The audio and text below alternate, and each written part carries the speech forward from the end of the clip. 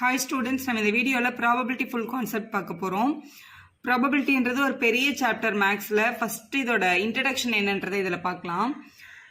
First ப்ராபபிலிட்டினா random experiment அப்படின்னு ஒரு word இருக்குது. ரேண்டம் எக்ஸ்பெரிமெண்ட்ன்றது ஒரு காயினை இப்போ நம்ம டாஸ் பண்ணுறோம், யாராலையும் ப்ரெடிக்ட் பண்ண முடியாது அதில் ஹெட்டு விழ போதா இல்லை டெயில் விழ போதான்னு. அதே மாதிரி ஒரு கியூபை எடுத்து உருட்டி விடுறோம், டைஸ் விளையாடுறோம், அதில் 1லேருந்து 6 வரைக்கும் எந்த நம்பர் வேணாலும் விழலாம், அதில் என்ன நம்பர் விழுன்னு யாருமே ப்ரிடிக்ட் பண்ண முடியாது. இந்த மாதிரி ஒருத்தரால் ப்ரிடிக்ட் பண்ண முடியாத எல்லா அந்த எக்ஸ்பெரிமெண்ட்ஸ்க்கும் பேர் ரேண்டம் எக்ஸ்பெரிமெண்ட். ஏன்னா அதோட ஃபைனல் ரிசல்ட் என்னன்றதை யாருமே சொல்ல முடியாது அப்படின்றது தான். ஸோ நெக்ஸ்ட் நம்ம பார்க்க போகிறது சாம்பிள் ஸ்பேஸ். சாம்பிள் ஸ்பேஸ்னா என்ன அப்படின்னா, நமக்கு கிடைக்கிற எல்லா ஆன்சரையும், அதாவது இப்போ ஒரு காயின்னா அதில் ஒரு ஹெட்டும் டெய்லும் விழுறதுக்கான சான்ஸ் இருக்கு. டைஸ்னா 1லேருந்து 6 வரைக்கும் விழலாம். ஒரு கார்டு எடுத்தோம்னா அந்த 52 கார்டில் எந்த கார்டு வேணாலும் வரலாம் இல்லையா? அந்த மாதிரி எல்லா அவுட்கம்ஸையும் சேர்த்து எழுதணும்னா உங்களுக்கு பேர் தான் சாம்பிள் ஸ்பேஸ். அதை எஸ்ன்னு சொல்லுவாங்க. இப்போ சாம்பிள் ஸ்பேஸ் எப்படிலாம் எழுதுவாங்கன்னு பாருங்க. ஃபர்ஸ்ட் சப்போஸ் ஒரு காயினை டாஸ் பண்றோம், டாஸிங் ஏ காயின், டாஸிங் ஏ அன்பயாஸ்டு காயின் அப்படின்ற வேர்டை யூஸ் பண்ணுவாங்க. அன்பயாஸ்டு காயின் அப்படின்னா ஒரு பக்கம் ஹெட்டும் ஒரு பக்கம் டெய்லும் இருக்கிற, நம்ம நார்மலாக யூஸ் பண்ணுற எந்த பக்கமும் வில்லுன்னு சொல்ல முடியாத ஒரு காயின், அதான் அன்பயாஸ்டு காயின். பயாஸ்டு காயின்னு ஒன்று +2ல நம்ம யூஸ் பண்ணுவோம். அதில் அவங்க ஒரு கண்டிஷன் சொல்லுவாங்க, this is a biased coin அப்படின்னா இந்த ஹெட்ல 3 தடவை ஹெட் விழுந்தா ஒரு தடவை தான் டெய்ல் விழும், 3:1 ரேஷியோல தான் இந்த காயின் விழும் அப்படின்னு சொல்லுவாங்க. பயாஸ்ட்னா ஏதாவது ஒரு கண்டிஷன்ல இருக்கிற காயின் பயாஸ்டு காயின். அன்பயாஸ்டு காயின்னா யாராலையும் ப்ரிடிக்ட் பண்ண முடியாத காயின். நம்ம ஒரு கேமை ஸ்டார்ட் பண்றோம்னா ஒரு அன்பயாஸ்டு காயினை வச்சு தான் நம்ம எந்த கேமையுமே ஸ்டார்ட் பண்றோம். ஏன்னா அதை எந்த பக்கம் விழுதுன்னு யாராலையும் சொல்ல முடியாது. ஒரே ஒரு காயினை நம்ம டாஸ் பண்றோம் அப்படின்னா நமக்கு வர்ற சாம்பிள் ஸ்பேஸ் ஒன்று அது ஹெட் விழலாம் இல்லைன்னா டெய்ல் விழலாம். இதை தவிர வேற ஆப்ஷனே கிடையாது. சப்போஸ் ஒரு காயின் டாஸ் பண்ணாம 2 காயினை டாஸ் பண்றோம், டாஸிங் 2 காயின்ஸ், 2 காயினை டாஸ் பண்றோம் அப்படின்னா நமக்கு என்னென்ன பாசிபிலிட்டி விழலாம்? ஒன்று 2 காயின்லயுமே ஹெட் விழலாம், இல்லை முதல் காயின்ல ஹெட் விழுந்துட்டு அடுத்த காயின்ல டெய்ல் விழலாம். இப்போ ஃபர்ஸ்ட் காயின்ல டெய்ல் விழுந்துட்டு ரெண்டாவது காயின்ல ஹெட், இல்லைன்னா 2 காயின்லயுமே டெய்ல்னு விழுந்துடலாம். ஸோ 4 ஆப்ஷன் இருக்கு. இப்போ டாஸிங் 3 காயின் சொல்ல போறேன். 3 காயின், ஏன்னா 3 காயின் யூஸ் பண்ற வரைக்கும் நமக்கு கான்செப்ட் இருக்கு புக்ல. டாஸிங் 3 காயின்ஸ், 2 காயின்ஸ்க்கு 4 ஆப்ஷன் இருக்கு. 3 காயினை டாஸ் பண்ண போறோம். இதுல நிறைய பேருக்கு ஒரு சின்ன டவுட் என்னன்னா, இந்த சாம்பிள் ஸ்பேஸ் எழுதும் போது எதை மிஸ் பண்றோம்னு தெரியல. டாஸிங் 3 காயின்ல அதுக்கு ஒரு சின்ன ட்ரீ டயக்ராம் மாதிரி போட்டீங்கன்னா அதை கரெக்டா எழுதிடலாம். அது எப்படி எழுதுறதுன்னு இப்ப பாருங்களேன். ஃபர்ஸ்ட் காயின்ல ஹெட் விழலாம் இல்லைன்னா டெய்ல் விழலாம். முதல் காயின்ல ஹெட் விழுந்திருக்கலாம் இல்லைன்னா டெய்ல் விழுந்திருக்கலாம். First option. முதல்ல ஒரே ஒரு காயினை மட்டும் நம்ம டாஸ் பண்ணிருக்கோம்னு வச்சுக்கோங்களேன். நெக்ஸ்ட் ஹெட் விழுந்ததுக்கு அப்புறம் காயினை நம்ம டாஸ் பண்றோம், திருப்பி ஹெட் விழலாம் இல்லைன்னா டெய்ல் விழலாம். அதே மாதிரி இங்க 2வது காயினை டாஸ் பண்ணும்போது ஹெட் விழுந்திருக்கலாம் இல்லைன்னா டெய்ல் விழுந்திருக்கலாம். இதுதான் நம்ம 2 காயின்ஸ்க்கு எழுதியிருக்கோம் பாருங்க. Head head head tail, tail head tail tail. இதுதான் 2 காயினுக்கு நம்ம எழுதி இருக்குது. இப்ப நம்ம 3 காயினை டாஸ் பண்றதுனால இதை இன்னொரு லேயர் நம்ம எடுக்கணும். ஸோ ஹெட் விழுந்ததுக்கு அப்புறம் மறுபடியும் 3வது தடவை டாஸ் பண்ணும்போது ஹெட் விழுந்திருக்கலாம் இல்லைன்னா டெய்ல் விழுந்திருக்கலாம். இதுக்கு பேர் tree diagram for sample space அப்படின்னு சொல்லுவாங்க. ஸோ எதையும் மிஸ் பண்ணாம எழுதுறதுக்கு இந்த மாதிரி எழுதிக்கலாம். 3வது காயினை டாஸ் பண்றோம், இந்த ஹெட் விழுந்ததுக்கு அப்புறம் மேபி ஹெட் விழலாம் இல்லைன்னா டெய்ல் விழலாம். இந்த டெய்ல் விழுந்ததுக்கு அப்புறம் டாஸ் பண்றாங்க, ஸோ ஹெட் விழலாம் டெய்ல் விழலாம். இதுல இருக்க எல்லா ஆப்ஷனையும் எடுத்து எழுதுனா அதுதான் 3 காயின்ஸோட சாம்பிள் ஸ்பேஸ். முதல்ல இந்த ஹெட்ல இருந்து ஸ்டார்ட் பண்ணுங்க. ஹெட் ஹெட் ஹெட், ஃபர்ஸ்ட் 3 காயின்லயுமே ஹெட் விழுந்திருக்கலாம். அடுத்து இந்த ஹெட்டை யூஸ் பண்ணி ஹெட் ஹெட் டெய்ல்னு ஒரு ஆப்ஷன் இருக்கு. ஸோ ஹெட் ஹெட் டெய்ல் அப்படின்னு எழுதணும். அடுத்து இங்க கீழே எழுதுங்க, ஹெட் டெய்ல் ஹெட் விழலாம் இல்லைன்னா ஹெட் டெய்ல் டெய்ல் விழலாம். ஸோ இதுல இருக்கிற எல்லா ஆப்ஷனுமே நம்ம எழுதியாச்சு. அதே மாதிரி இங்க பாருங்க, டெய்ல் ஹெட் ஹெட் விழலாம். ஸோ டெய்ல் ஹெட் ஹெட் இல்லைன்னா டெய்ல் ஹெட் டெய்ல் விழுந்திருக்கலாம், டெய்ல் ஹெட் டெய்ல். இல்ல இங்க கீழே டெய்ல் டெய்ல் ஹெட் விழுந்திருக்கணும் இல்லைன்னா டெய்ல் டெய்ல் டெய்ல் விழுந்திருக்கணும். இந்த மாதிரி 8 ஆப்ஷன் இருக்கு. ஸோ இப்படி எழுதுனீங்கன்னா எதுவுமே மிஸ் ஆகாது. இல்ல மேம், எனக்கு இதுக்கு வேற ஒரு சின்ன ஐடியா தெரியும். ஃபர்ஸ்ட் ஒரே ஒரு டெய்ல், முதல்ல 3 ஹெட் 3 டெய்ல் யாருக்குமே கன்ஃபியூஷன் கிடையாது. இல்ல எனக்கு 3 டயக்ராம் போட டைம் இல்லை அப்படின்றவங்களுக்கு ஒரே ஒரு ஹெட் எழுதுங்க. அந்த ஒரு ஹெட்டை லாஸ்ட்ல எழுதுங்க, சென்டரில் எழுதுங்க, அதே மாதிரி ஃபஸ்ட்டு எழுதுங்க. 3 ஆப்ஷன் கிடச்சிடும். அந்த மாதிரி ஒரே ஒரு டெய்ல ஒரே ஒரு ஹெட்டை first head, second head, third head அப்படி எழுதுனா கூட இந்த 8 ஆப்ஷனே உங்களுக்கு கரெக்டாக எழுத முடியும். இதுதான் 3 காயினை டாஸ் பண்ணுறதோட சாம்பிள் ஸ்பேஸ். டைஸ், ஒரே ஒரு டைஸை வந்து த்ரோ பண்ணுறோம். ஸோ டைஸ் வந்து எல்லாரும் பார்த்துருப்பீங்க. இந்த மாதிரி ஒரு கியூபிக் ஷேப்பில் இருக்கும். இதில் ஒரு சைடு வந்து ஒரு டாட், இன்னொரு சைடு 2 டாட், இன்னொரு சைடு 3 டாட், இந்த மாதிரி 6 ஃபேஸ் இருக்குது. ஸோ ஒரு டாட் விழலாம், 2 விழலாம், 3, 4, 5, 6 இந்த 6 ஸ்பேஸில் எது வேணாலும் விழலாம். இது வந்து சிங்கிள் டைஸ்க்கு டோட்டலாக நம்பர் ஆஃப் எலிமெண்ட் இந்த சாம்பிள் ஸ்பேஸை தான் N ஆஃப் S அப்படின்னு சொல்லுவாங்க. இதில் வந்து 6 பாசிபிலிட்டி இருக்குது. இப்போ வந்து ஒரு டைஸ் இல்லாமல் கொஸ்டினில் 2 டைஸா ரோல் அப்படின்னு கேட்பாங்க. 2 டைஸை வந்து நம்ம ரோல் பண்ணுறோம். 2 டைஸ்க்கு என்னென்ன ஆப்ஷன் இருக்குன்னு பாருங்களேன். ஸோ இதுதான் அதோட சாம்பிள் ஸ்பேஸ். ஏன்னா 2 டைஸை நம்ம தூக்கி போடுறோம். 2 பேர்லையுமே 1 1 விழலாம். இல்லை ஃபர்ஸ்ட்ல 1 விழுந்துட்டு ரெண்டாவதுல 2, ஃபர்ஸ்ட்ல 1 விழுந்துட்டு ரெண்டாவதுல மட்டும் 3, ஃபர்ஸ்ட்ல 1 விழுந்துட்டு 4, 1 5 1 6 இதே மாதிரி 6 வரைக்கும் எழுதணும். அப்போ 6 rows 6 காலம்ஸ் இருக்கு. அப்போ நம்பர் ஆஃப் எலிமெண்ட் இந்த சாம்பிள் ஸ்பேஸ் வந்து 6 into 6 வந்து 36. அப்போ 36 எலிமெண்ட்ஸ் இருக்கு அப்படின்றத தெரிஞ்சுக்கோங்க. இதே மாதிரி 3 டைஸ் யூஸ் பண்ணி கேட்டாங்க அப்படின்னா நம்மளால அந்த சாம்பிள் ஸ்பேஸ் உட்காந்து எழுத முடியாது. ஆனால் அதை பேஸ் பண்ணி கேட்குற கொஸ்டின் வந்து ஆன்சர் பண்ண முடியும். இப்போ 3 டைஸ் த்ரோ பண்ணுறாங்க அப்படின்னா நம்மளோட சாம்பிள் ஸ்பேஸோட கவுண்ட் மட்டும் கேட்பாங்க. 3 டைஸை த்ரோ பண்ணாங்கன்னா இங்கே பாருங்க, ஒரு டைஸுக்கு 6 power 1, 2 டைஸ்க்கு 6 into 6. அப்போ 3 டைஸ்க்கு எவ்வளோ எலிமெண்ட் இருக்கும் அப்படின்னு கேட்டாங்கன்னா நம்பர் ஆஃப் எலிமெண்ட் இந்த சாம்பிள் ஸ்பேஸோட வேல்யூ 3 times வேல்யூ எடுக்கணும். அப்போ 6 into 6 into 6 தான் சாம்பிள் ஸ்பேஸோட கவுண்ட். இது வந்து 1 மார்க்ல கேட்கலாம், தெரிஞ்சு வச்சுக்கோங்க. 216. அப்போ நம்பர் ஆஃப் எலிமெண்ட் இந்த சாம்பிள் ஸ்பேஸ் 3 டைஸ்க்கு கேட்டாங்கன்னா 216 அப்படின்னு எழுதுங்க. நெக்ஸ்ட் வந்து கார்ட்ஸ் பேஸ் பண்ணி கொஸ்டின் கேட்பாங்க. கார்ட்ஸில் வந்து பிளேயிங் கார்ட்ஸ் அப்படின்னு சொன்னாலே நம்பர் ஆஃப் எலிமெண்ட் இந்த சாம்பிள் ஸ்பேஸ் வந்து நம்ம 52 எடுக்கணும். 52 கார்ட்ஸ்ன்றது எப்படி கிளாசிஃபை ஆயிருக்குன்னு தெரிஞ்சுக்கோங்க. இந்த டேபிள் மட்டும் தெரிஞ்ச கார்ட்ஸில் என்ன கொஸ்டின் கேட்டாலும் நீங்கள் ஆன்சர் பண்ணலாம். இந்த 52 கார்ட்ஸில் வந்து 4 டைப் இருக்கு. ஸ்பேட், ஆர்டின், கிளவர், டைமண்ட். இந்த கிளவர்ன்றதை வந்து கிளப்னு கூட கேட்குறாங்க கொஸ்டின் பேப்பர்ஸில். இதில் ஸ்பேடும் கிளவரும் ஃபுல்லாக பிளாக் கலரில் இருக்கும். ஆர்டினும் டைமண்டும் ஃபுல்லாக ரெட் கலரில் இருக்கும். நம்பர் 1ன்ற நம்பரே வந்து கார்ட்ஸில் கிடையாது. 1க்கு பதிலாக தான் ஏன்னு எழுதியிருப்பாங்க. அதுக்கப்புறம் 2 3 4 5 6 7 8 9 10. ஸோ 10 நம்பர்ஸும் இருக்கும். அதுக்கப்புறம் JQK, இது வந்து ஜாக், குயின், கிங்னு சொல்லுவாங்க. இந்த JQK அப்படின்னு சொல்லப்படுற இந்த 3 கார்ட்ஸையும் வந்து ஃபேஸ் கார்ட்ஸ் அப்படின்னு சொல்லுவாங்க. ஏன்னா அதில் வந்து ஃபேஸ் பிரிண்ட் ஆயிருக்கும். ஸோ வந்து இதுதான் ஃபேஸ் கார்ட்ஸ். ஸோ ஒரு ஃப்ளார்லேயும் 13 கார்டு இருக்கு. So 8 to 10 cards, 3 face card, 13 13 13 13. So add பண்ணால் 52 கார்ட்ஸ் கிடைக்குது. ஸோ இதை பேஸ் பண்ணி இப்போ வந்து பிளேயிங் கார்ட்ஸில் மொத்தமாக எத்தனை ஃபேஸ் கார்ட்ஸ் இருக்கு அப்படின்னு கேட்டாங்கன்னா இங்கே ஒரு 3 3ன்னு 4 இருக்கு. 4 3s 12 ஃபேஸ் கார்ட்ஸ் இருக்குன்னு தெரிஞ்சுக்கோங்க. ரெட் கலர் ஃபேஸ் கார்டுனா 6 இருக்கு அப்படின்னு சொல்லுங்க. கிங்னு கேட்டாங்கன்னா 4 கிங் இருக்காங்க டோட்டலாக கார்ட்ஸில் அப்படின்னு சொல்லுங்க. இப்போ இந்த கொஸ்டினுக்குலாம் எப்படி ஆன்சர் பண்ணுறதுன்னு பார்க்கலாம். இப்போ இந்த கொஸ்டினில் என்ன கேட்டிருக்காங்கன்னு பாருங்களேன். இப்போ இதில் பாருங்களேன். From the well shuffled pack of 52 cards, 1 card is drawn at random. Find the probability of getting a king அப்படின்னு கேட்டிருக்காங்க. So first question getting a king.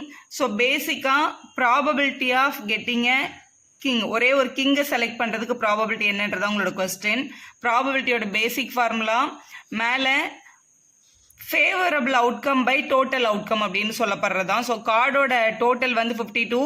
So probability of கிங்ன்றது வந்து நம்பர் ஆஃப் கிங்கை மேலே எழுதணும், கீழே வந்து டோட்டல் நம்பர் ஆஃப் கார்ட்ஸ் எழுதணும். இதுதான் பேசிக். எதோட ப்ராபபிலிட்டி கேட்குறாங்களோ அதில் எவ்வளோ நம்பர்ஸ் இருந்தது அந்த கார்ட்ஸில், கீழே வந்து நம்பர் ஆஃப் எலிமெண்ட் இந்த சாம்பிள் ஸ்பேஸ், அவ்வளோதான். இதில் பாருங்க கிங் வந்து எவ்வளோ இருக்குன்னு பாருங்க. 4 கிங் இருக்கு. அப்போ மேலே வந்து 4 போடணும், கீழே வந்து 52ன்னு எழுதணும். ஸோ இது வந்து கேன்சல் பண்ண முடிஞ்சா கேன்சல் பண்ணிடலாம். ஸோ இது வந்து 1s are, இது 13s are. அப்போ 13 கார்டில் ஒரு கார்டு கிங் அப்படின்னு கிடைக்குது. அதான் நம்மளோட கரெக்டான ஆன்சர். அடுத்த கொஸ்டின் பாருங்க. கொஸ்டின்ல என்ன கேட்டிருக்காங்க? A black king. So probability of getting a black colour king. So king 4 இருக்கு அப்படின்னு பார்த்தோம். அதில் எத்தனை பிளாக் கலர் கிங் இருக்குன்னு பாருங்க. பிளாக் கலர் கிங் 2 இருக்கும். எல்லாமே பாதி பாதி, பாதி ரெட்டு பாதி பிளாக் தான். ஸோ 2 பிளாக் கலர் கிங் இருக்கு. அவுட் ஆஃப் 52 கார்ட்ஸ்னு எழுதுங்க. ஸோ இதை 2 டேபிள கேன்சல் பண்ணால் 1/26. அதான் உங்களோட கரெக்டான ஆன்சர். அடுத்து பாருங்க ஸ்பேட் கார்டு அப்படின்னு கேட்டிருக்காங்க. Question number 3. ஸ்பேடுன்றது வந்து ஒரு ஃப்ளாரோட டைப். ஸ்பேடுனா இதுல எந்த நம்பர் வேணாலும் வரலாம். ஏன்னா இந்த 13 கார்டுலயுமே அவங்க என்னதான் டைப் பண்ணியிருப்பாங்க, ஸ்பேடுன்னு தான் டைப் பண்ணியிருப்பாங்க. So probability of getting spade card அப்படின்றதுக்கு ஸ்பேடு மொத்தமாக நம்மக்கிட்ட எத்தனை இருக்கு? 13 கார்ட்ஸ் இருக்கு. Out of 52 cards. 52 கார்ட்ஸ்ல 13 கார்ட்ஸ் வந்து ஸ்பேட் அப்படின்றதா அதோட அர்த்தம். 13 டேபிளில் 1s are 4s are cancel பண்ணிக்கலாம் நம்ம. ஸோ நெக்ஸ்ட் கொஸ்டின் பாருங்க. எ டைமண்ட் 10. அந்த கார்டு நம்ம செலக்ட் பண்ற கார்டு டைமண்டாகவும் இருக்கணும், 10ஆவும் இருக்கணும். டைமண்ட்ல 10 வந்து ஒரே ஒன்று தான் இருக்கும், 10 4 இருக்கும். அதுல டைமண்ட் 10 எத்தனைன்றதா உங்களோட கொஸ்டின். டைமண்ட் 10 ஒன்னே ஒன்று தான் இருக்கு. அப்போ நம்ம எழுதும் போது ப்ராபபிலிட்டி ஆஃப் கெட்டிங் எ டைமண்ட்ல வர்ற 10. ஸோ டைமண்ட் 10 எத்தனை இருக்கும் அப்படின்னா ஒன்னே ஒன்று தான் இருக்கும், அவுட் ஆஃப் 52. இப்படி எழுதுனீங்கன்னா இதுதான் உங்களோட கரெக்டான ஆன்சர். நெக்ஸ்ட் இன்னொரு எக்ஸாம்பிள் பார்க்கலாம். 2 unbiased dice are rolled once. 2 dice are rolled ன்னு கேட்டாலும் இல்ல ஒரு டைஸ் rolled twice ன்னு கேட்டாலும் ஒண்ணுதான். ஒரே டைஸை 2 தடவை ரோல் பண்ணி அதோட எக்ஸ்பெரிமெண்ட்ல இருந்து சொல்யூஷனை வந்து நோட் பண்றாங்க அப்படின்னு அர்த்தம். So 2 dice are rolledனாலும் 1 die rolled twiceனாலும் ஒரே மாதிரி தான் எழுதணும். Find the probability of getting a sum as 8. நமக்கு கிடைச்சிருக்க இந்த ரெண்டு வேல்யூவையும் ஆட் பண்ணா 8 வரதுக்கான ப்ராபபிலிட்டி என்ன, டபுளட் கிடைக்கிறதுக்கான ப்ராபபிலிட்டி என்ன, the sum greater than 8 கிடைக்கிறதுக்கான ப்ராபபிலிட்டி என்ன அப்படின்னு கேட்டிருக்காங்க. ஸோ 2 டைஸ்ன்றதுனால நம்ம சாம்பிள் ஸ்பேஸ்ல இந்த 1 1 1 2 இது வந்து 6,6 வரைக்கும் வரும். ஸோ சாம்பிள் ஸ்பேஸ்ல மொத்தமா 36 எலிமெண்ட்ஸ் இருக்கு. இப்போ இந்த ஃபர்ஸ்ட் கொஸ்டினுக்கு எப்படி ஆன்சர் பண்றதுன்னு பார்க்க போறோம். ஃபர்ஸ்ட் வந்து a sum as 8 வரணும். sum 8 வரணும்னா இப்போ let a be the event of getting a sum as 8 அப்படின்னு நம்ம அசியூம் பண்ணிக்கலாம். இந்த மாதிரி ஒரு ஈவெண்ட்டின் பேர் எழுதிக்கோங்க. எழுதிட்டு ஏபிசி என்ன வேணாலும் எடுத்துக்கலாம். இப்போ ஏன்ற ஈவெண்ட்டுக்குள்ள சம் 8 வரணும். இதுல எதெல்லாம் ஆட் பண்ணா 8 வரும்னு பாருங்களேன். ஃபர்ஸ்ட் ரோல எதை ஆட் பண்ணாலும் 8 வராது. ஏன்னா 1,6 தான் பெரிய நம்பர், அதை ஆட் பண்ணா 7 தான். அடுத்த ரோல 2ஐயும் 6ஐயும் ஆட் பண்ணா 8 கிடைக்கும். அதனால 2,6 என்ற எலிமெண்ட் எழுதிக்கோங்க. அடுத்து 3,5 என்ற எலிமெண்ட் எழுதிக்கோங்க. 3,5. அடுத்து 4,4 என்ற எலிமெண்ட், ஏன்னா இவங்கெல்லாம் 8 வரும் ஆட் பண்ணா. அடுத்து 5,3 என்ற எலிமெண்ட் ஆட் பண்ணாலும் 8 கிடைக்கும். 6,2 என்ற எலிமெண்ட் ஆட் பண்ணாலும் 8 கிடைக்கும். ஸோ இந்த ஏன்ற செட்டுக்குள்ள நம்ம 8 அடிஷன் வர எல்லா டேர்ம்ஸையும் எடுத்து எழுதிட்டோம். இப்போ அவங்க கொஸ்டின்ல கேட்டிருக்கிறது what is the probability of getting a, அத probability of getting sum as 8 கேட்டிருக்காங்க. ஃபார்முலா என்னன்னா number of element gives 8 by total number of observation, அதாவது சாம்பிள் ஸ்பேஸும் எழுதணும். இப்போ இதுல n ஆஃப் ஏன்றது 1 2 3 4 5 5 எலிமெண்ட்ல ஆட் பண்ணா 8 வருது. டோட்டலா நம்ம கிட்ட இருந்தது 36 எலிமெண்ட். அப்ப 5/36 எழுதுனீங்கன்னா அதுதான் உங்களோட correct answer. Next getting a doublet கேட்டிருக்காங்க. டபுளட் அப்படின்றது ஒண்ணுமே இல்ல, இந்த மாதிரி ஒரே நம்பர் வருது பாருங்க. 1 1 2 2 3 3 4 4 5 5 6 6 ஒரே நம்பர் ரிப்பீட் ஆச்சுன்னா அதுக்கு பேர் தான் வந்து டபுளட். ஸோ நம்ம வந்து ஒரு ஈவெண்ட் எடுத்துக்கோங்க. நம்ம பின்னு எழுதிக்கலாம். எழுதிக்கோங்க let B be the event of getting a doublet. இது வந்து நீங்க என்ன ஆல்பபெட் வேணாலும் போடலாம். ஏன்னா எக்ஸாம்ல வந்து ஒரு ஈவெண்ட் எடுத்திருக்கோம், அதுக்கு ஃபார்முலா அப்ளை பண்ணியிருக்கோம் தெரியணும், அதனால இப்படி எழுதுறது நல்லது. Event of getting a doublet, ஒரு டபுளெட் வர்றதுக்கான பாசிபிலிட்டி தான் நம்மளோட கொஸ்டின்ல கேட்டிருக்காங்க. இப்படி எழுதிட்டு அப்ப பின்ற செட்டுக்குள்ள என்னென்ன எலிமெண்ட்லாம் இருக்கும்னா 1,1 2,2 3,3 4,4 5,5 6,6 இப்படி எழுதிக்கணும். இப்போ ப்ராபபிலிட்டி ஆஃப் கெட்டிங் பின்ற ஈவெண்ட் எவ்வளோ அப்படின்னு கேட்டாங்கன்னா நம்பர் ஆஃப் எலிமெண்ட் இந்த பின்ற செட்டு பை சாம்பிள் ஸ்பேஸ். எப்பவுமே நம்மளோட ஃபேவரபிள் அவுட்கம் பை டோட்டல் அவுட்கம்னு எழுதுவோம். நம்ம number of element in B எத்தனை இருக்குன்னா 6 இருக்கு out of 36. So 6 table cancel பண்ணி இதை நம்ம என்னன்னு கூட எழுதிக்கலாம், 1/6 எழுதலாம். அதான் உங்களோட கரெக்ட் ஆன்சர். சம் வந்து கிரேட்டர் தென் 8 வரணும் அப்படின்னா 9 வரலாம், 10 11 12 வரலாம். ஸோ இங்க பாருங்களேன், 6 ஆட் பண்ணா 12, 6 5 ஆட் பண்ணா 10, 6 4 ஆட் பண்ணா 9 கிடைக்கும். இது வந்து 8 கிரேட்டர் தென் 8 கேட்டிருக்காங்க. ஸோ இங்க இதை ஆட் பண்ணா 11, இதை ஆட் பண்ணா 10, இதை ஆட் பண்ணா 9, இங்க 6 3 ஆட் பண்ணா 9, கிரேட்டர் தென் 8ல 9 வரும். 4 5 ஆட் பண்ணா 9, 4 6 ஆட் பண்ணா 10, 6 3 ஆட் பண்ணா 9 கிடைக்கும். மற்ற எல்லாமே 8. ஸோ இங்க ஒரு ட்ரையாங்கிள் மாதிரி ஃபார்ம் பண்ணிருக்கு பாருங்க. இந்த நம்பர்ஸ் எல்லாமே வந்து கிரேட்டர் தென் 8, அதாவது அடிஷன் 9 10 11 12 வர நம்பர்ஸ் மட்டும் தான் நம்ம கவுண்ட் பண்ணணும். அப்படி பார்த்தா இதுல ஒரு எலிமெண்ட் இருக்கு 1 2 3 4 5 6 7 8 9 10. ஸோ மொத்தம் 10 எலிமெண்ட்ல வந்து கிரேட்டர் தென் 8 கிடைக்குது. So 10 element out of 36. அப்போ greater than 8 வர எலிமெண்ட் வந்து 10 எலிமெண்ட்ஸ் இருக்கு அவுட் ஆஃப் 36 எலிமெண்ட்ஸ்ல. அப்போ 10/36 எழுதணும். ஸோ 2 டேபிள்ல கேன்சல் பண்ணிக்கலாம். மேல 5 வரும், கீழே 18 வரும். 5/18 தான் உங்களோட கரெக்ட் ஆன்சர். ப்ராபபிலிட்டியில் இன்னொரு முக்கியமான கொஸ்டின் வந்து find the probability that leap year selected at random will have 53 ஃப்ரைடேஸ்னு கேட்டிருக்காங்க. இந்த மாதிரி லீப் இயரோ நான் லீப் இயரோ கேட்டாங்கன்னா முதல்ல அந்த டோட்டல் நம்பர் ஆஃப் டேஸ் வச்சு கால்குலேட் நம்ம பண்ணக்கூடாது. அது ஏன்னு பார்க்கலாம். ஒரு லீப் இயர் அப்படின்னா லீப் இயர்ல எவ்வளோ டேஸ் இருக்குன்னு பாருங்க. ஸோ லீப் இயர்ல 366 டேஸ் இருக்கு. 366 டேஸ்க்குள்ள எவ்வளோ வீக்ஸ் இருக்குன்னு முதல்ல கால்குலேட் பண்ணுங்க. 366 7ஆல டிவைட் பண்ணுங்க. 7 5s are 35, balance 1, 6 7 2s are 14, balance 2. அப்ப டோட்டலா 52 வீக்ஸும் இங்க ஒரு 2 டேஸ் ரிமைனிங்கும் கிடைக்குது. அப்ப 366 டேஸ் அப்படின்றது எதுக்கு ஈக்குவல்னா 52 வீக்ஸ் பிளஸ் 2 டேஸ்க்கு ஈக்குவல். ஆக்சுவலா இதை ஏன் இப்படி பிரிக்கிறாங்கன்னா 52 வீக்ஸ் இருக்கு அப்படின்னா எல்லா டேஸும் 52 டைம்ஸ் கண்டிப்பா வரும். இங்க 53 ஃப்ரைடேஸ்ன்னு கேட்டிருக்காங்க, கண்டிப்பா 52 ஃப்ரைடேஸ் வந்துடும். இந்த ரிமைனிங் 2 நாள் என்ன டேவா இருக்கும் அதை பொறுத்து தான் அந்த 53rd டே வந்து டிசைட் ஆகும். இப்போ இந்த 2 நாள் என்னவாலாம் இருக்க முடியும், அதுதான் நம்மளோட சாம்பிள் ஸ்பேஸ். அந்த 2 டேஸ் என்னென்னவாலாம் இருக்கிறதுக்கு வாய்ப்பு இருக்கு அப்படின்னு பார்க்கணும் முதல்ல. ஸோ ஃபர்ஸ்ட் சண்டே மண்டேவா இருக்கலாம், மண்டே டியூஸ்டேவா இருக்கலாம், Tuesday Wednesday, Wednesday Thursday, Thursday Friday, Friday Saturday, Saturday Sunday. மறுபடியும் சண்டே மண்டே நம்ம எழுதிட்டோம். ஸோ இந்த 7 ஆப்ஷன்ல ஏதாவது ஒரு ஆப்ஷன் தான் இந்த 2 டேஸ் வர்றதுக்கான சான்ஸ் இருக்கு. இந்த 7 ஆப்ஷன்ல எந்த ஆப்ஷன்லாம் வந்தா அந்த டே வந்து ஃப்ரைடேவா இருக்கும்ன்றதான் உங்களோட கொஸ்டின். ஒன்னு தேர்ஸ்டே அண்ட் ஃப்ரைடேவா இருக்கணும், இல்லைனா ஃப்ரைடே அண்ட் சாட்டர்டேவா இருக்கணும். இந்த 2 ஆப்ஷன்ல ஏதாவது ஒரு ஆப்ஷன் வந்துச்சுன்னா தான் அந்த பர்டிகுலர் இயர்ல 53 டைம்ஸ் ஃப்ரைடேஸ் வரும். அப்போ வந்து கெட்டிங் 53 ஃப்ரைடேஸ்க்கு வந்து ப்ராபபிலிட்டியோட value probability of getting 53 Fridays equal அப்படின்னு எழுதிக்கோங்க. எழுதிட்டு மொத்தம் 2 ஆப்ஷனுக்கு வந்து 53 ஃப்ரைடேஸ் வரக்கான சான்ஸ் இருக்கு அவுட் ஆஃப் 7 ஆப்ஷன். அப்போ 2/7 எழுதுனா அதுதான் உங்களோட correct answer.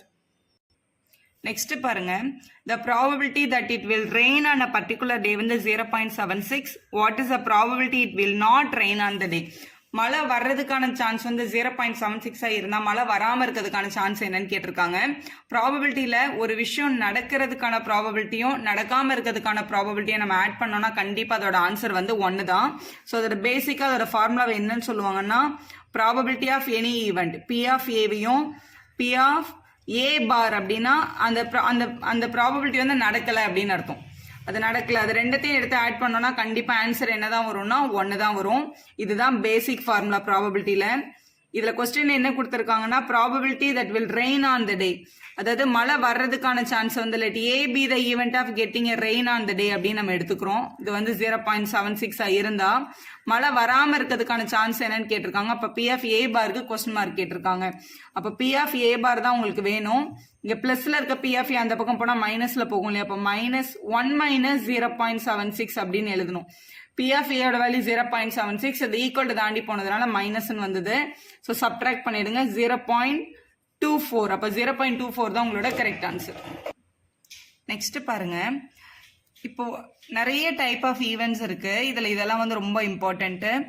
Equally likely outcomes, equally likely happening அப்படின்னு கேட்டாங்கன்னா அதுக்கு என்ன அர்த்தம் அப்படின்னு தெரிஞ்சுக்கோங்க. ஈக்குவலி லைக்லி அப்படின்றது வந்து 2 பக்கமும் ஈக்குவல் சான்ஸ் இருக்குன்னு அர்த்தம். அப்போ அதோட ப்ராபபிலிட்டி வந்து ஹாஃப்னு சொல்லுவாங்க. இதுக்கு ஒரு பெஸ்ட் எக்ஸாம்பிள் வந்து டாஸிங் எ காயின். ஒரு காயினை வந்து டாஸ் பண்றோம், ஹெட் விழுறதுக்கும் half ஆஃப் த சான்ஸ் இருக்கு, டெய்ல் விழுறதுக்கும் half ஆஃப் த சான்ஸ் இருக்கு.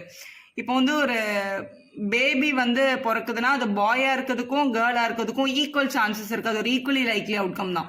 ஸோ ஒரு ஈவெண்ட்டை கொடுத்துட்டு அது ஈக்குவலி லைக்லி அவுட்கம்னா ஒரு ட்ரூ ஆர் ஃபால்ஸ் கொஸ்டினுக்கு உனக்கு ஆன்சர் தெரியாது, நீ ஒரு ட்ரையல் எடுக்கிற, ட்ரூ ஃபால்ஸ் உனக்கு கரெக்டாக ஆன்சர் தெரியாதனால 2 ஆன்சர் வர்றதுக்கும் 50-50 சான்ஸ் இருக்குல்ல. கரெக்டாக பாதி சான்ஸ் இருந்துச்சுன்னா அதை வந்து ஈக்குவலி லைக்லி அவுட்கம்னு சொல்லுவாங்க. அதோட ப்ராபபிலிட்டி வந்து ஹாஃப், 2 பக்கமும் பாதி சான்ஸ் இருக்குன்னு சொல்றது. மியூச்சுவலி எக்ஸ்க்ளூசிவ் ஈவெண்ட்ஸ் அப்படின்னா என்ன அர்த்தம் அப்படின்னா அவங்க 2 பேருக்கும் நடுவில் எந்த இன்டர்செக்ஷனும் இல்லைன்னு அர்த்தம். எக்ஸ்க்ளூசிவ்னா ஃபர்ஸ்ட் எழுதின ஈவெண்ட்டுக்கும் 2வது எழுதின ஈவெண்ட்டுக்கும் எந்த சம்மந்தமும் இல்லாமல் இருக்கிறது. ஃபார் எக்ஸாம்பிள், ஒரு டைஸை வந்து தூக்கி போடுறோம். What is a probability of getting even நம்பர்னா 2, 4, 6 விழலாம் ஒரு டைஸ்ல இருந்து. ப்ராபபிலிட்டி ஆஃப் கெட்டிங் ஆட் நம்பர்னு கேட்டாங்கன்னா 1 3 5ன்னு வரும். ஸோ இதில் வர்ற எந்த எலிமெண்ட்டுமே இங்கே வரல. அதாவது ரெண்டு பேருக்கும் நடுவில் இன்டர்செக்ஷனே இருக்காது, ரெண்டு பேருக்கும் காமனாக எந்த எலிமெண்ட்டுமே இல்லை. அப்போ அந்த ஈவெண்ட்டுக்கு பேர் என்னன்னா மியூச்சுவலி எக்ஸ்க்ளூசிவ் ஈவெண்ட். டாசிங் காயினை கூட சொல்லலாம். ஹெட் விழுறதுக்கு தனி ஈவெண்ட், டெய்ல் விழுறது தனி ஈவெண்ட். ரெண்டு பேருக்கும் இன்டர்செக்ஷனே கிடையாது. இன்டர்செக்ஷனே இல்லைன்னா அதை வந்து நல் செட் அப்படின்னு சொல்லணும். எக்ஸாசிவ் ஈவெண்ட்ஸ் அப்படின்னா அதோட இப்போ ஒரு கொஸ்டினை வந்து ஸ்பிளிட் பண்ணிட்டு அதோட எல்லா ஈவெண்ட்டையும் எடுத்து நம்ம ஆட் பண்ணோம் அப்படின்னா அதோட சாம்பிள் ஸ்பேஸ் கிடைக்குது. இது இந்த மியூச்சுவலி எக்ஸ்க்ளூசிவ் ஈவெண்ட்டுக்கு நம்ம எடுத்த எக்ஸாம்பிள் வந்து மியூச்சுவலி எக்ஸ்காசிவ்க்கும் சொல்லலாம். ஏன் அப்படின்னா இப்போ நான் வந்து ஒரு டைஸை வந்து த்ரோ பண்றேன், ஒரே ஒரு டைஸை. சாம்பிள் ஸ்பேஸ் வந்து 1 2 6 நமக்கு தெரியும். இதுல probability of getting even number, இது வந்து probability of getting odd number. Probability of getting ஈவனையும் ப்ராபபிலிட்டி ஆஃப் கெட்டிங் த ஆடையும் நம்ம ஆட் பண்ணோம்னா நம்மளோட சாம்பிள் ஸ்பேஸ் கிடைச்சிருது. ஸோ ஈவெண்ட் 1ஐயும் ஈவெண்ட் 2ஐயும் நம்ம வந்து ஜாயின் பண்ணோம் அப்படின்னா நம்மளோட சாம்பிள் ஸ்பேஸே நமக்கு வந்து திருப்பி கிடைக்குதுல. அதாவது இது வந்து E1, இது வந்து E2 ரெண்டுத்தையும் ஆட் பண்ண சாம்பிள் ஸ்பேஸ் கிடைக்குது. எப்படி வேணாலும் நம்ம வந்து நிறைய ஈவெண்ட்டா கூட பிரிக்கலாம். ஸோ 1ம் 2ம் ஒரு ஈவெண்ட், 3ம் 4ம் ஒரு ஈவெண்ட், அப்படி பிரிச்சு எத்தனை ஈவெண்ட்டா ஸ்பிளிட் பண்ணி பிரிச்சு எழுதினாலும் அதோட அடிஷன் வந்து திருப்பியும் சாம்பிள் ஸ்பேஸாவே கிடைக்குது. அப்படின்னா அதுக்கு பேரு தான் எக்ஸாசிவ் ஈவெண்ட்ஸ். அவங்க எல்லாத்தையும் கனெக்ட் பண்ணா நம்ம சாம்பிள் ஸ்பேஸே ஆன்சர்ல வருது. ஷோர் ஈவெண்ட், ஷோர் ஈவெண்ட்னா சர்டைன் டு ஹேப்பன் அப்படின்னு சொல்லுவாங்க. கண்டிப்பா அதுதான் விழும் அப்படின்னு சொல்றது. இப்போ ஃபார் எக்ஸாம்பிள் ஒரு டைஸை வந்து த்ரோ பண்றோம், getting a number less than or equal to 6 அப்படின்னு சொன்னாங்கன்னா ஆப்வியஸா ஒரு டைஸ்ல 1ல இருந்து 6 வரைக்கும் தான் நம்பர் இருக்கு. அப்ப எந்த நம்பர் விழுந்தாலும் 6ஐ விட கம்மியா தான் விழும். இப்போ ஷோர் ஈவெண்ட்டுக்கு வந்து ப்ராபபிலிட்டியோட ஆன்சர் வந்து 1. அப்போ அது 100% அக்செப்டட். எந்த நம்பர் விழுந்தாலும் நான் வந்து ஜெயிச்சிட்டேன்னு அர்த்தம். அதனாலதான் அது ஷோர் ஈவெண்ட்.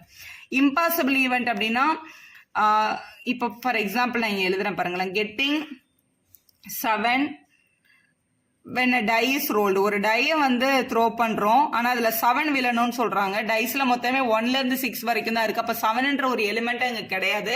அப்ப அந்த மாதிரி ஒரு நம்பர் விழ சான்ஸ் இல்லை, நடக்கவே நடக்காது அப்படின்ற விஷயம் வந்து இம்பாசிபிள் ஈவெண்ட். இம்பாசிபிள் ஈவெண்ட்டுக்கு ப்ராபபிலிட்டி கேட்டாங்கன்னா அதை நம்ம 0ன்னு சொல்லணும். ஷோர் ஈவெண்ட்டுக்கு எக்ஸாம்பிள் சொல்லணும்னா getting a number, getting a answer as less than or equal to 6, less than or equal to 6. 6ஓ இல்ல அதுக்கு விட கம்மியாவோ விழணும் அப்படின்னா கண்டிப்பா விழும்ல. ஏன்னா ஒரு டைஸ்ல வந்து 1ல இருந்து 6 வரைக்கும் தான் இருக்கு. அதனால